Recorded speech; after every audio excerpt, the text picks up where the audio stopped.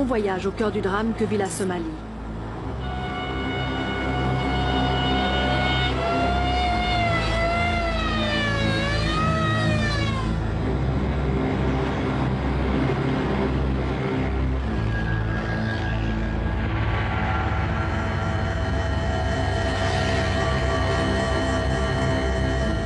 Rémi Friedman, le délégué qui accompagne le convoi, compte les camions.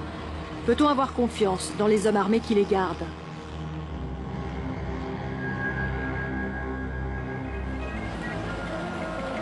Les journalistes les ont qualifiés de Mad Max. Les organisations humanitaires emploient le terme plus neutre de véhicules techniques.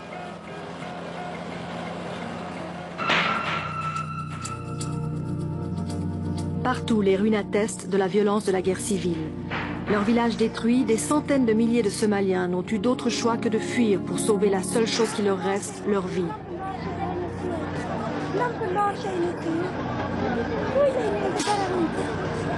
Partout, des mains qui se tendent, des visages faméliques.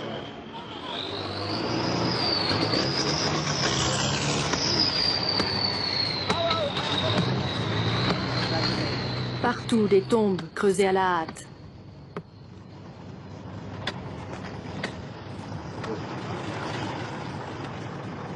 Les victimes sont si nombreuses, impossible de les secourir toutes.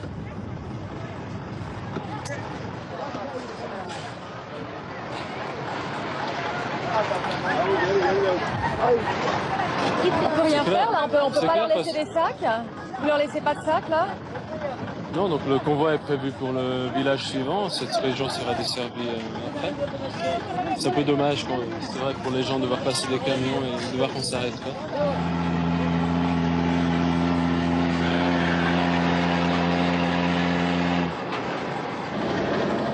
Le convoi de la survie, mais pour beaucoup de Somaliens, les camions arrivent trop tard.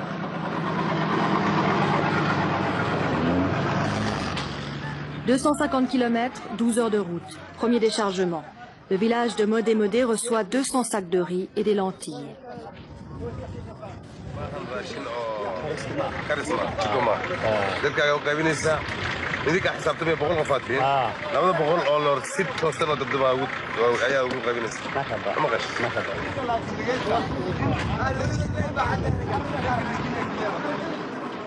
Le village abrite 3 clans.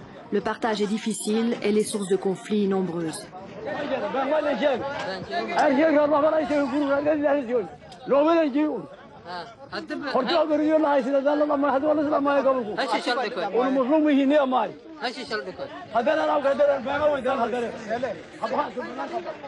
Le convoi est bloqué. Ce soir, il n'ira pas plus loin. Raison de cette étape forcée, les gardes censés protéger le convoi prélèvent habituellement leurs dîmes sur la cargaison. Cette fois-ci, la présence d'un délégué et de notre caméra les en a empêchés.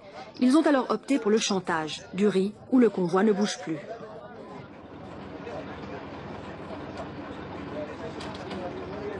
Au petit matin, l'inquiétude s'apaise. Il semble que le convoi va repartir.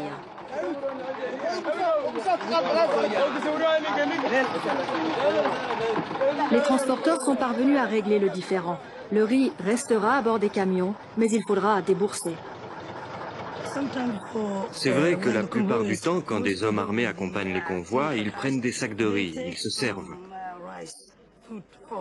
Cette fois-ci, nous avons voulu que cela cesse et nous avons promis au CICR que cela ne se reproduirait pas. Mais hier, les voitures de la sécurité nous ont fait du chantage et demandé plus d'argent. Ils voulaient 50 sacs de riz par véhicule, c'est ce que vous m'avez dit? Oui. Nous avons résolu ce problème. Comment l'avez-vous résolu? Nous leur donnerons de l'argent au lieu du riz. Combien d'argent? Environ 2 millions de shillings.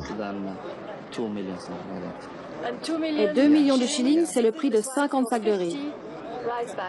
C'est possible. Et vous donnez cela à chaque véhicule de sécurité? Oui, c'est pour chacun des 14 véhicules de sécurité. Leur chantage a payé. Les 140 hommes armés ont ainsi doublé leur salaire. Ce n'est ni la première fois ni la dernière, mais la cargaison est intacte et elle parviendra aux victimes de la famine.